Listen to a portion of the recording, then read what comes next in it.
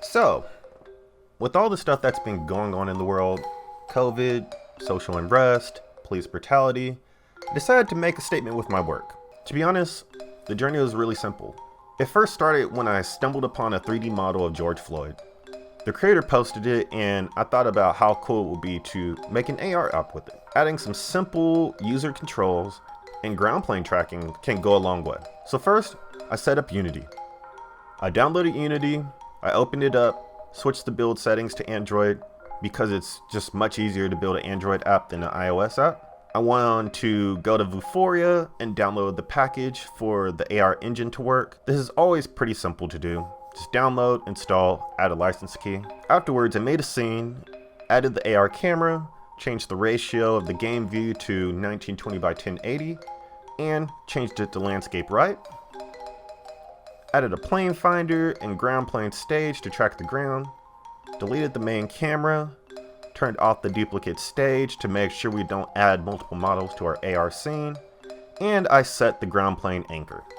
For adding the model, I downloaded the model from Sketchfab and added it to the AR scene as an OBJ. I added some lights to make the model more visible and resized it so it wasn't too big for the stage. I tested it out with the PDF emulator that came with the Vuforia SDK so I can use it with my webcam instead of having to build it out to a device all the time. With the model done, I added a UI to the app to control the model. I went with simple scale and rotation features. I added the canvas to the app, a panel to hold the assets, and 2 sliders.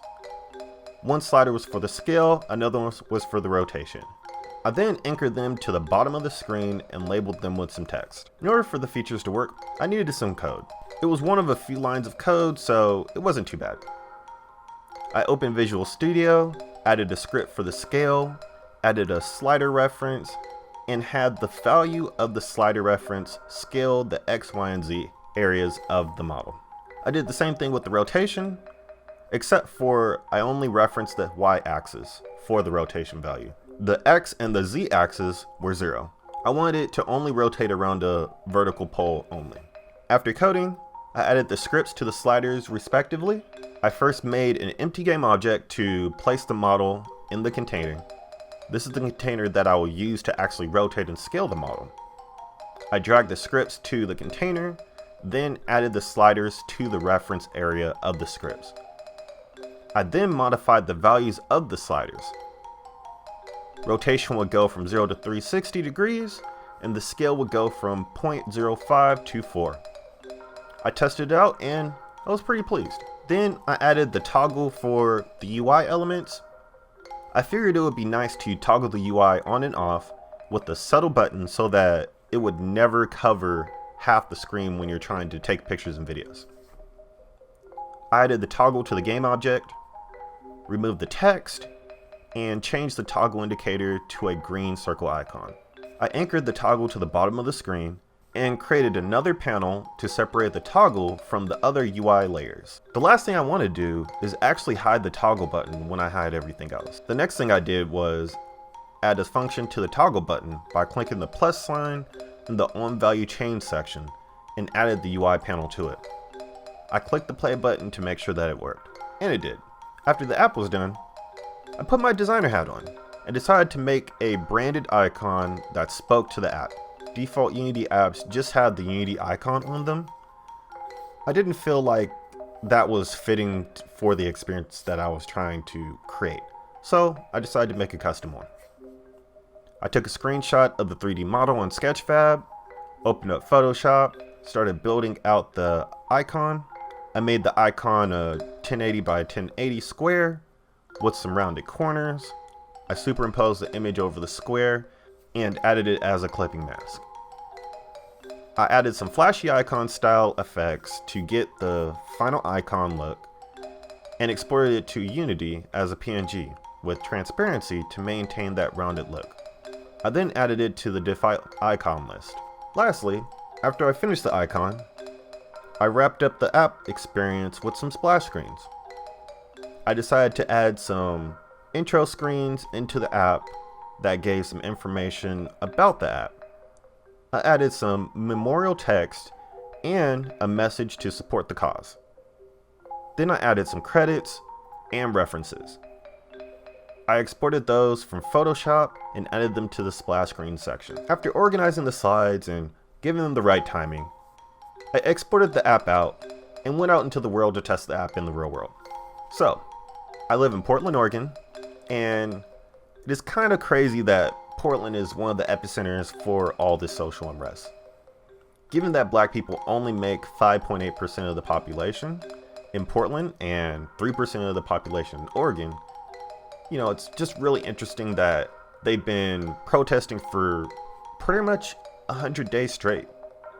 The feds have been out here snatching people up, white supremacists have been infiltrating police, and even the mayor got tear gassed. It's just pretty wild here.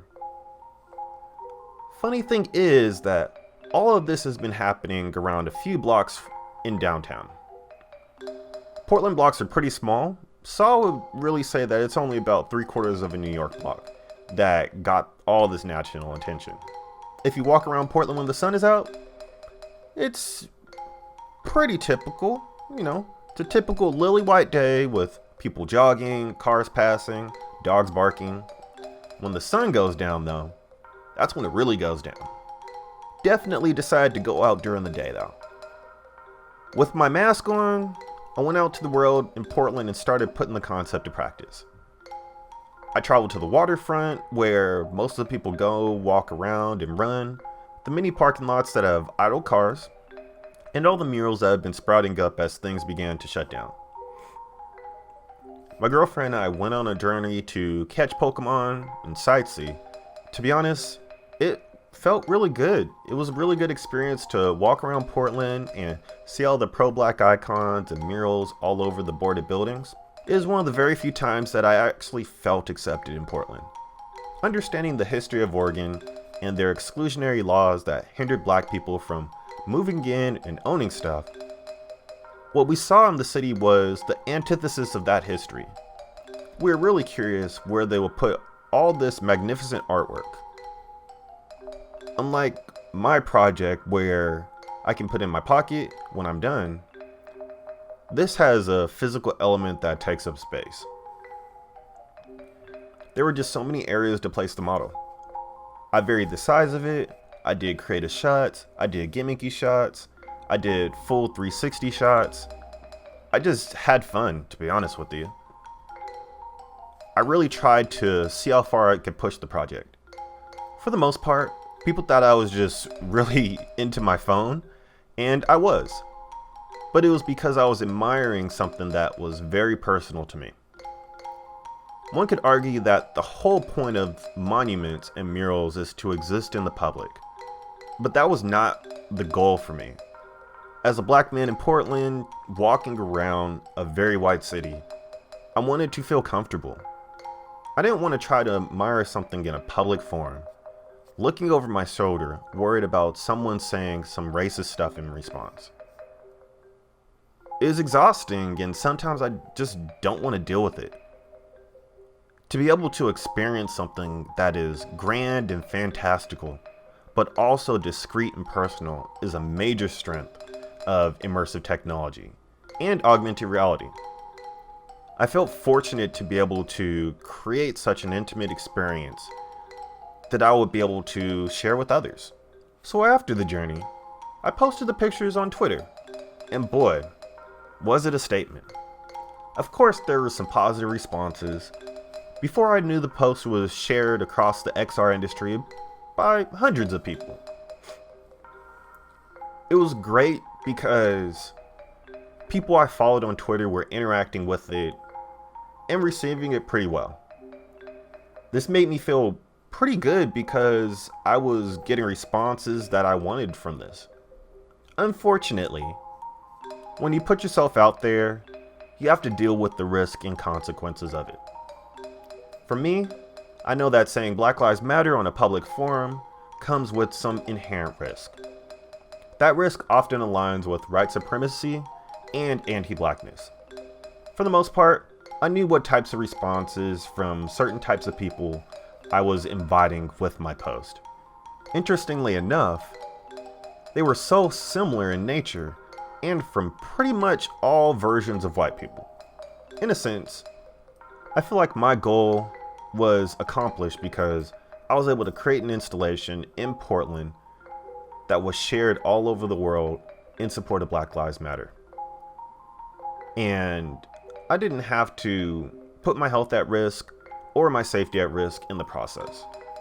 Plus, I triggered a bunch of racists, and they couldn't do anything about it but comment on Twitter about how much they don't like it. Very rarely can a black person make a statement and have an experience that has such a minimal risk and maximal reach. The only thing I really have to deal with is really just a bunch of racist comments. It was really fun to see how I was able to add stuff to the world without any consequence. I wasn't worried about how white people felt as I put a 30-foot mural of a black man in the center of the city. I could be unapologetically black without fear of white supremacy rearing its ugly head. If only I could feel like this in any other areas of my life. Despite people's opinions of the installation on Twitter, there is a freedom and liberty of doing work that makes a statement and not have to worry about the repercussions of it. If they don't like it, oh well.